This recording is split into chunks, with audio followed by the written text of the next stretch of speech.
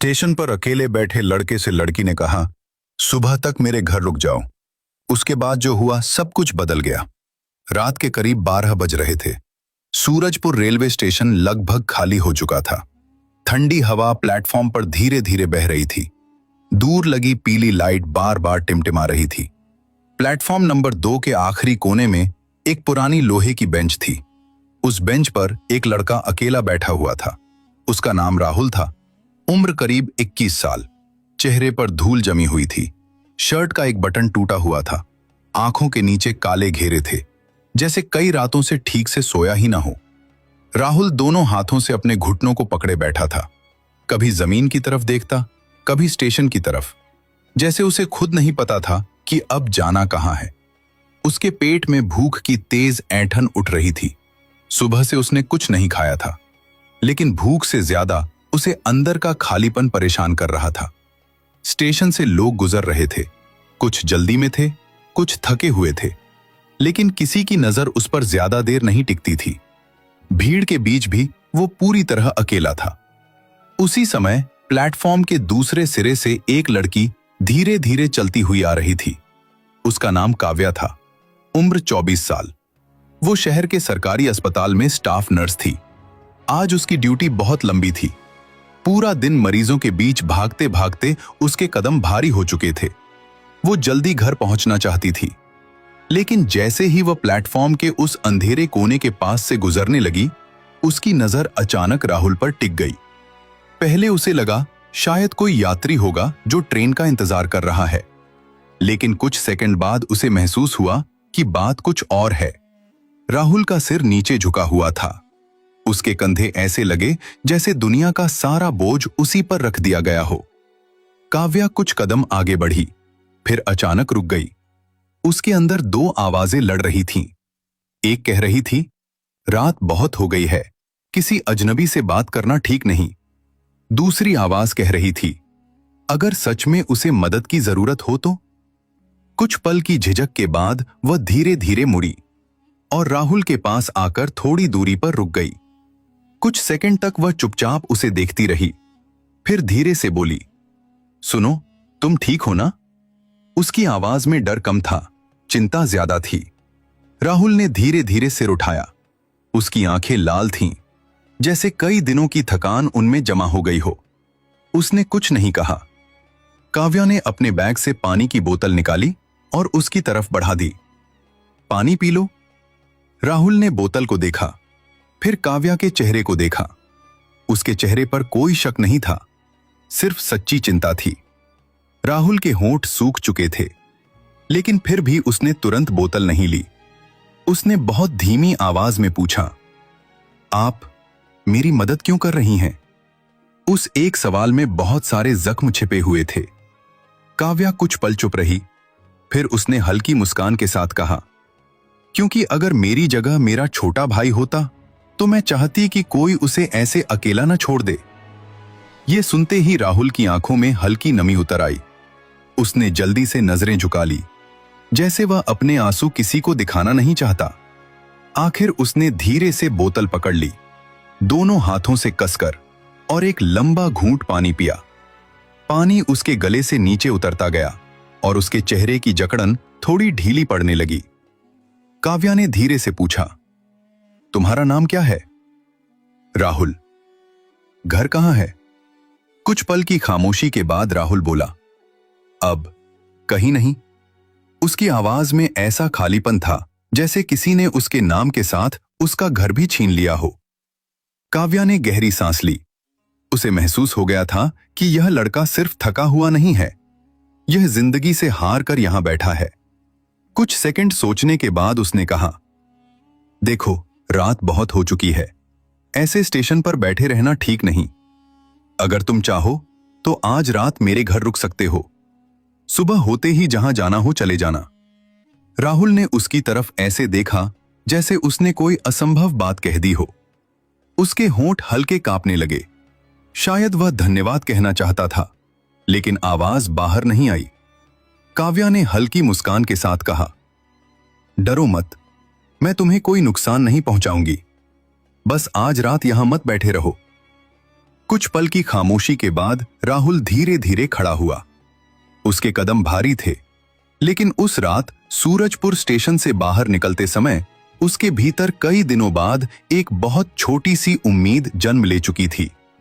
एक ऐसी उम्मीद जो अभी भी डर रही थी, लेकिन फिर भी चलना चाहती थी। सूरजपुर की रात उस समय और भी शांत हो चुकी थी। सड़कें लगभग खाली थीं। कहीं कहीं स्ट्रीट लाइट की हल्की रोशनी जमीन पर पीले गोल दायरे बना रही थी। काव्या धीरे धीरे आगे चल रही थी। राहुल उसके पीछे कुछ दूरी पर चल रहा था। उसके कदम हिचकिचा रहे थे, जैसे हर कदम पर वो खुद से पूछ रहा हो, क्या सच में ये सब हो रहा है? उसे कई बार लगा कि शायद काव्या अचानक रुककर कहेगी, बस यहीं तक, अब तुम जा सकते हो। लेकिन ऐसा कुछ नहीं हुआ। काव्या बीच बीच में पीछे मुड़कर देख लेती, ताकि राहुल पीछे न रह जाए। ये छोटी सी बात भी राहुल के लिए नई थी, क्योंकि उसे याद नहीं था कि आखिरी बार किसी ने उसके लिए कदम धीमे कब किए थे। करीब 10 मिनट बाद वे दोनों शहर की एक पुरानी कॉलोनी में पहुंच गए। वहीं एक छोटा सा घर था। दीवारों पर हल्की सी सीलन के निशान थे। दरवाजे के पास तुलसी का एक छोटा सा गमला रखा था। खिड़की से हल्की रोशनी बाहर आ रही थी। काव्या ने दरवाजा धीरे से खोला। अंदर उसके पिता देवेंद्र एक लकड़ी की कुर्सी पर बैठे थे। उनके हाथ में पुराना अखबार था, लेकिन लगता था कि वो काफी देर से किसी का इंतजार कर रहे थे। जैसे ही दरवाजा खुला, उनकी नजर सीधे राहुल पर गई। कमरे में एक पल के लिए गहरी खामोशी छा गई। देवेंद्र की आंखों में सवाल था, ये कौन है? काव्या ने बहुत शांत आवाज में कहा, पापा, ये स्टेशन पर अकेला बैठा था। आज रात यहीं रुक जाएगा, सुबह चला जाएगा। उसने जानबूझकर बात छोटी रखी। देवेंद्र ने राहुल को ऊपर से नीचे तक देखा। उनके चेहरे पर गुस्सा नहीं था, लेकिन चिंता जरूर थी। उन्होंने धीमी आवाज में कहा, लोग क्या कहेंगे? ये सवाल उन्होंने बेटी से ज्यादा खुद से पूछा था। काव्या ने धीरे से जवाब दिया, लोग तो कुछ भी कहेंगे पापा, लेकिन अगर मैं इसे ठंड में छोड़ आती तो मैं खुद को क्या जवाब देती? देवेंद्र कुछ पल चुप रहे। उनकी खामोशी में डर भी था और सहमति भी। आखिर उन्होंने हल्का सा सिर हिला दिया, जैसे कह रहे हों, ठीक है। राहुल अब भी दरवाजे के पास सिर झुकाए खड़ा था। उसे लग रहा था जैसे वह इस छोटे से घर के लिए भी बोझ है। वो अंदर कदम रखने से पहले हिचकिचाया। काव्या ने इशारे से कहा, अंदर आ जाओ, जैसे घर का कोई अपना लौट रहा हो। राहुल ने धीरे से अपनी चप्पल उतारी और कोने में रख दी। कमरे में बहुत साधारण सामान था। एक छोटा बिस्तर, एक मेज, 2 कुर्सियां। दीवार पर काव्या की मां की पुरानी तस्वीर टंगी थी। राहुल की नजर उस तस्वीर पर पड़ी तो उसे अपनी मां याद आ गई, जिसे उसने बचपन में ही खो दिया था। उसने तुरंत नजरें झुका ली। कुछ यादें इंसान को अचानक कमजोर कर देती हैं। थोड़ी देर बाद काव्या रसोई में गई। कुछ मिनट बाद वो एक प्लेट लेकर वापस आई। प्लेट में दाल थी, 2 गरम रोटियां थीं और थोड़ी सी सब्जी। उसने चुपचाप प्लेट राहुल के सामने रख दी। राहुल की आंखें उस थाली पर टिक गईं। शायद वो पूरे दिन से भूखा था, लेकिन उसने तुरंत खाना शुरू नहीं किया। उसने धीरे से पूछा, मैं खा लूं? उसकी आवाज में अनुमति मांगने की आदत थी। काव्या का दिल जैसे कस गया। उसने नरमी से कहा, यह तुम्हारे लिए ही है, आराम से खाओ। राहुल ने धीरे से पहला निवाला तोड़ा। उसके हाथ हल्के कांप रहे थे। जैसे ही उसने रोटी दाल में डुबोकर मुंह में डाली, उसकी आंखों से अचानक आंसू गिर पड़े। उसने जल्दी से सिर झुका लिया ताकि कोई देख न सके, लेकिन काव्या ने देख लिया था। उसने कुछ नहीं कहा, बस पास रखा पानी का गिलास आगे बढ़ा दिया। राहुल खाते खाते अचानक रुक गया। फिर बहुत धीमे से बोला, बहुत समय बाद किसी ने मुझे ऐसे खाना दिया है। उस छोटे से घर में उस पल सिर्फ एक भूखे लड़के को खाना नहीं मिला था, बल्कि एक टूटे हुए इंसान को फिर से इंसान होने का एहसास मिला था। देवेंद्र सब देख रहे थे। उनके चेहरे की कठोरता धीरे धीरे पिघलने लगी थी। उन्होंने धीरे से पूछा, बेटा, नाम क्या बताया था? राहुल। घर कहाँ है? यह सुनते ही राहुल कुछ पल चुप रहा, फिर बोला, गांव पास में ही है, लेकिन अब वहां मेरा कोई घर नहीं है। उसकी आवाज टूट गई। देवेंद्र ने और सवाल नहीं किए।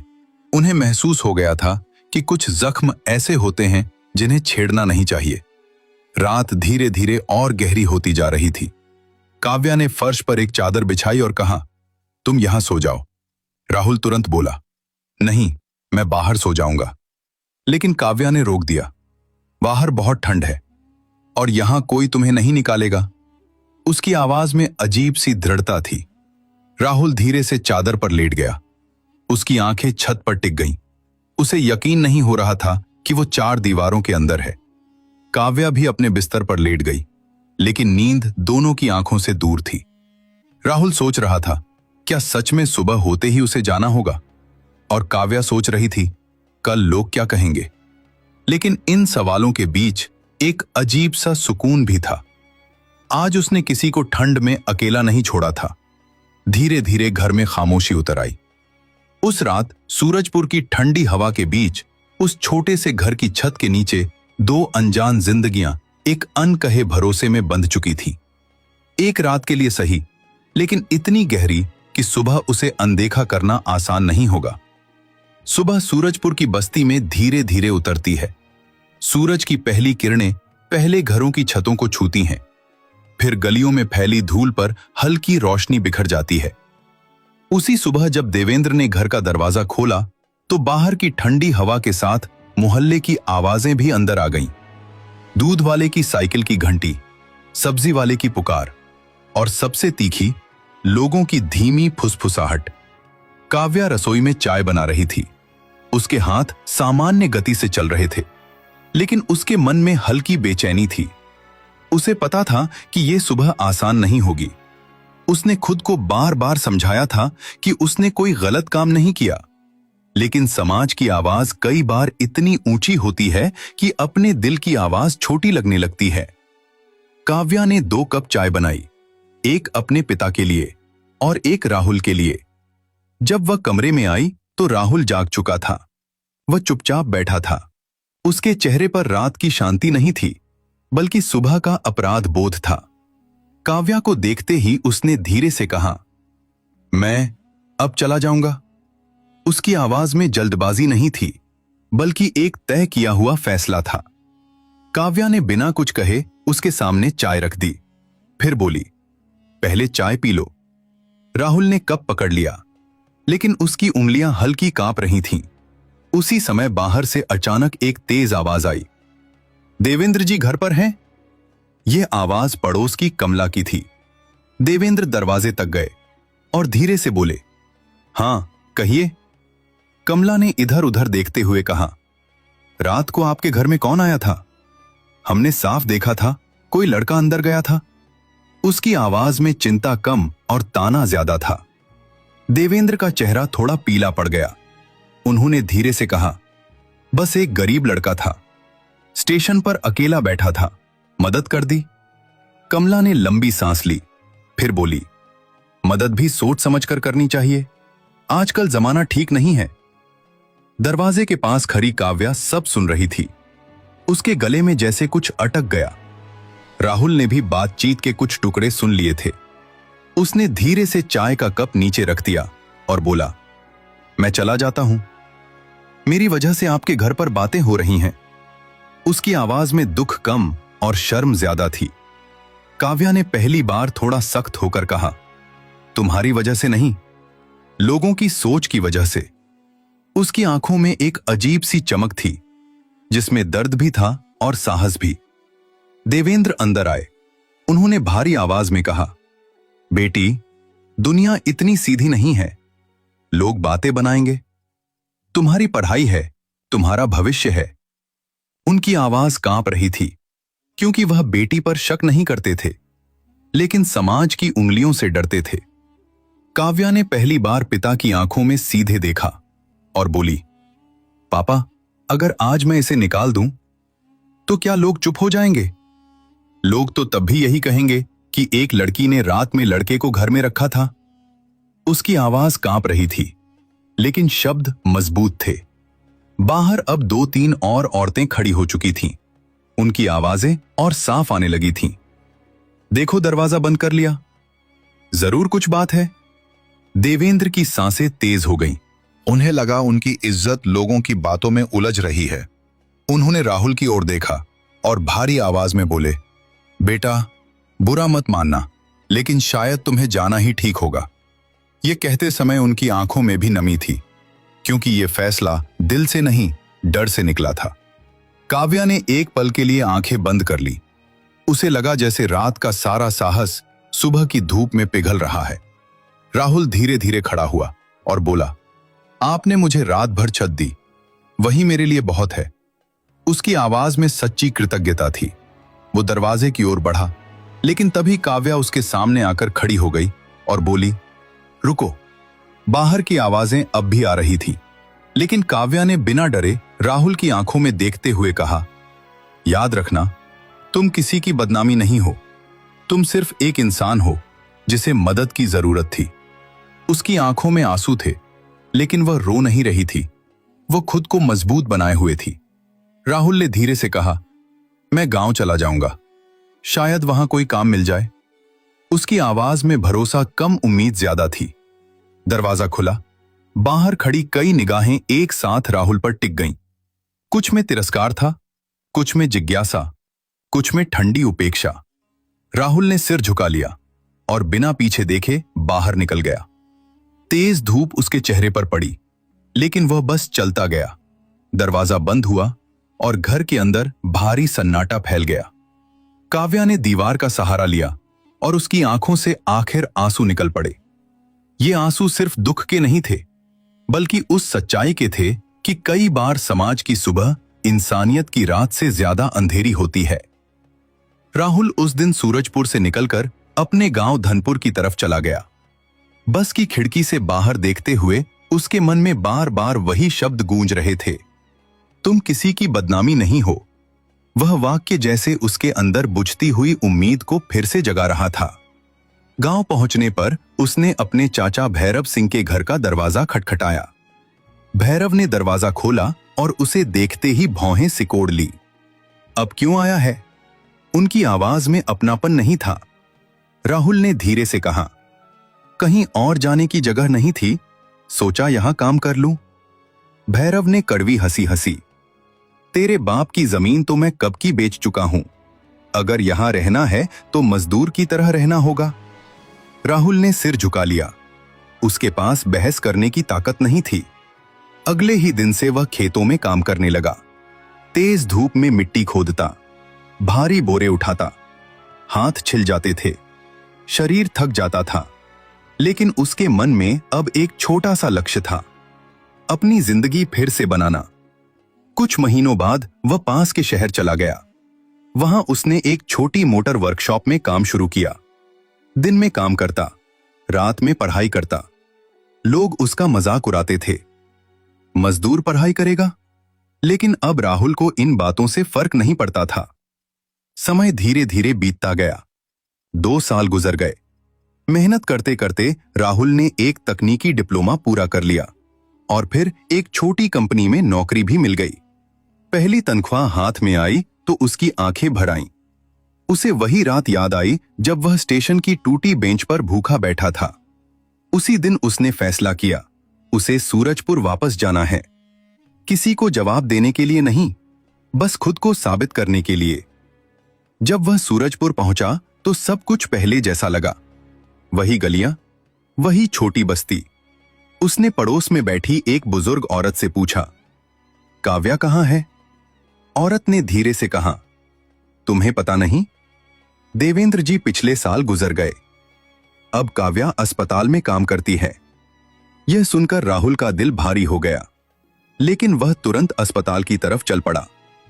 अस्पताल के सफेद गलियारे में उसने काव्या को देखा। सफेद नर्सिंग ड्रेस में वही शांत चेहरा। काव्या ने जैसे ही उसे देखा, पहले पहचानने में एक पल लगा, फिर उसकी आंखें फैल गईं। राहुल? राहुल हल्के से मुस्कुराया। हां, मैं वापस आ गया। काव्या कुछ पल उसे देखती रही, फिर बोली, अब कैसे हो? राहुल ने कहा, अब ठीक हूं। उसने अपनी नौकरी और पढ़ाई के बारे में बताया। काव्या चुपचाप सुनती रही। उसके चेहरे पर गर्व की हल्की मुस्कान आ गई।